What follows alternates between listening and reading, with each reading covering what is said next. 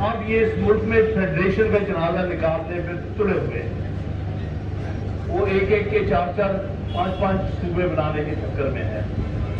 در حقیقت یہ پاکستان میں کوئی ایکسپیریمنٹ ہونے جا رہا ہے جو کہ اس سے قبل تھائی لینڈ میں ہوئے ہے، برما میں ہوا ہے، ایجپٹ میں ہوا ہے.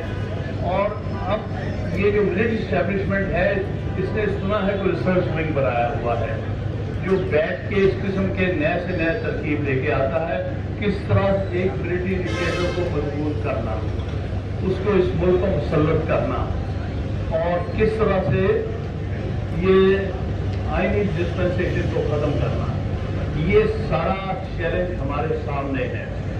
وکلا کے لیے خاص طور پہ یہ بہت اہم ہے کہ اگر ملک میں آئین نہیں ہوگا تو وکیل کا کوئی کام نہیں رہ جاتا.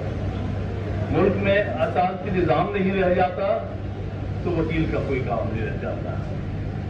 ملک کے اندر اگر عدلیہ آزاد نہیں ہوتی تو کوئی پہلی دفعہ پاکستان میں بلکہ دنیا کی تاریخ میں کبھی 2 ایپیکس کورٹ نہیں بنی. جن ممالک میں سپریم کورٹ ہوتی ہے وہی کانسٹیٹیوشنل کورٹ. آپ کے سامنے سارے ممالک ہیں، امریکہ لے لیں، انگلینڈ لے لیں، آپ جو دی جا رہے ہیں، انڈیا لے لیں، ہمارے ساتھ اور بہت ایشین کنٹریز لے لیں، آسٹریلیا لے لیں، کہیں پر کوئی علیحدہ کانسٹیٹیوشنل کورٹ نہیں ہوتا.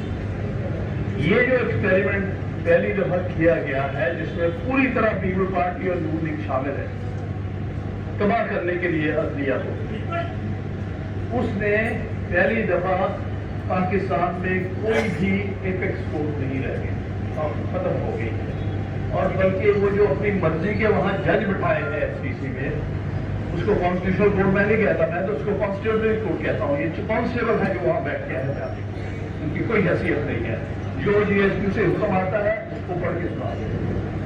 ہمارا یہ اس کو بہت بڑا چیلنج ہے کہ کس طرح یہ کانسٹیبل کورٹ کو ختم کیا جائے، 26ویں ترمیم کو واپس کیا جائے، 27ویں ترمیم کو واپس کیا جائے، اور 28ویں ترمیم کے تحت پاکستان کو حصے بخش میں ڈیوائڈ کرنے کی، پاکستان میں 4 صوبوں سے 20 صوبے بنانے کی جو ایک سازش ہو رہی ہے اس کو روکا جائے.